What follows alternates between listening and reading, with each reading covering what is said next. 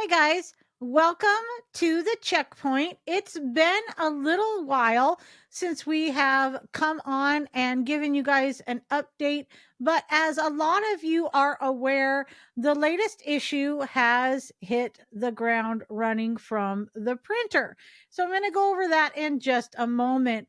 We've got a lot to discuss tonight, and I just want to say, I hope that you are able to get out in your neck of the woods on your dog sleds sooner than later. Here in Alaska, we've had some pretty awesome weather to start off with, but that also makes it a little bit concerning. Be safe out there on lakes and waterways. We don't want anybody getting hurt this time of year. I know that dryland mushing is starting to wrap up down in the lower 48, and everybody is amped and gearing up for snowfall so that they can get out there on their sleds as well. If you guys have any kind of interesting photographs or little stories about how your fall training has been going, what you're doing, what you're looking forward to, what races you are participating in, drop a message on the Facebook page. We love hearing from you and what your adventures are for the upcoming season. So, the issue number 199 has hit the ground running. We don't have newsstands, so I can't say that. But this is our serum run anniversary issue, if you will. So we do an homage to the 100th anniversary of the serum run. There are lots of stories in this book, but everything is really kind of spun around the serum run, including the stories that we heard about from Remy and Orally Cost. They have a little bit of a serum run homage, if you will, in their story. Look for it. There is a beautiful story from the Collins twins about their experience with the Serum Run Trail, and also some stories, of course, about Togo and Balto. And on the cover is Gunnar Kaysen. Something different, right? Everybody's usually really hyper focused on Leonard Seppala. We wanted to pull a little bit of a different route here for some of the historical value, but also to just really shine a light on some of the other participants that were out there participating in getting that serum to the kiddos in Nome. So we also have a review from the book The Cruelest Miles.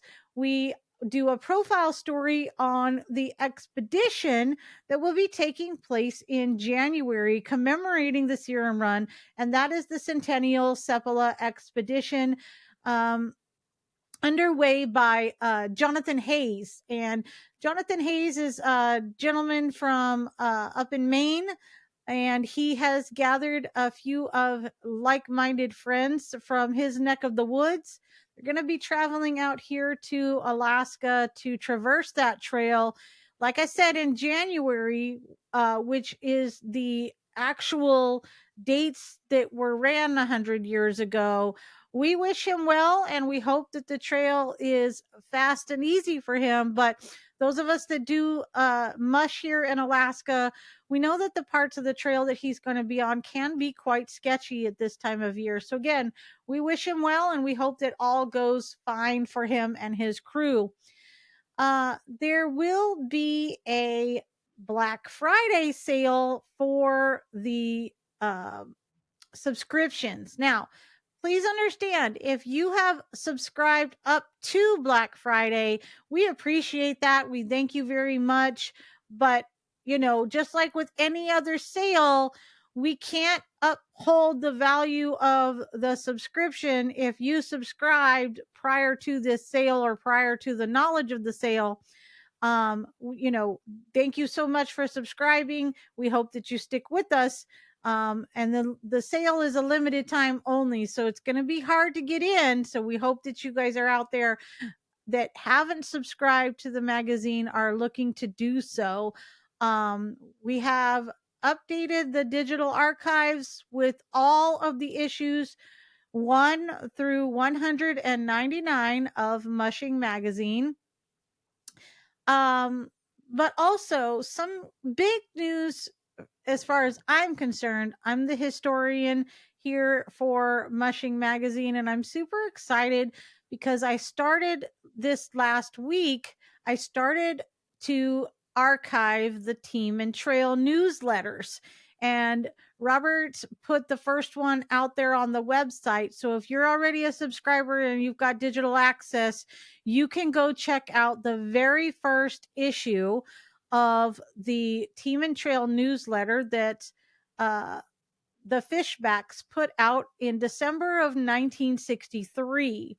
It's very cool. It was a simple, and let me explain to you guys, it was a simple newsletter typed on a manual typewriter with hand drawn headers and advertisements throughout the newsletter. The newsletter was typically 10 pages, and it incorporated 3 regions across the country. There was the Fishbacks, who were located in Nevada, but they had contributors from California, they had contributors in New England, and they had a contributor from right here in Alaska. So Cindy Mulberg was the contributor from New England, and her family ended up taking over Team and Trail, and that is who we purchased Team and Trail from. All those years later, Cindy kept it going well into the mid 2000s, and lo and behold, even in the first newsletters, the first volume, I discovered quite a few articles by Joe Reddington because he handled the Alaskan contributions. So, very cool. And it's quite interesting. You know, everything now flows very fast because we have social media and all of us have our own little Facebook pages, and we're constantly chattering about this, that, and whatnot with dog gear, everything from foot care to food to races that are upcoming to who's got the best hounds versus the best huskies, all of it. Well, guess what? That was still being talked about all the way back in 1963. They even talked about the weather and weather patterns and how they were upset when they had not enough snow or too much snow. Sound familiar? I think those of you that have never heard of Team and Trail will get a kick out of it. I implore you to go check it out. And those of you that know about Team and Trail should be excited to revisit it in our archives. So that is one fabulous reason, in my opinion, to become a subscriber. Okay, I really want to talk to you guys about what Robert has in store for you for the 200th issue of Mushing Magazine. It is going to be spectacular. We've already got the storyboard lined out for you, and I'm not going to go into who's going to be in the issue or what's going on. But if you want to be a contributor to the 200th issue of Mushing Magazine, you need to get your contributions and into us right now so that we can edit them and let you know if that is going to be something that would fit in with the flow and theme of that issue. So the deadline for contributions, whether they're photographs, poems, comic strips, articles, anything, the deadline will be December 20th. That is on purpose. So that's before the Christmas holiday and everything else, because we are going to do our darndest to get that issue out within the first week of January. So you got to get everything to us no later than December 20th. I will have Robert put a post up on the Facebook page as well as the website. He'll put something out there that lets you guys know clearly that all contributions need to be in by December 20th. So one thing I can tell you, we've been working with one of our digital creators to assist us with what the cover art is going to look like. It's really going to blow your guys' socks off. I think you're really going to enjoy it. Is definitely something that has never been put out there before. So we're excited about it, and we hope you are too. Thank you for joining me tonight on the checkpoint. And if you have not received your issue number 199 by the end of next week, let me know and send me a private message and I will check on it.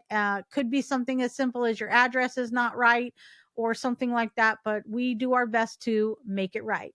Everybody take care and I'll see you on the trail.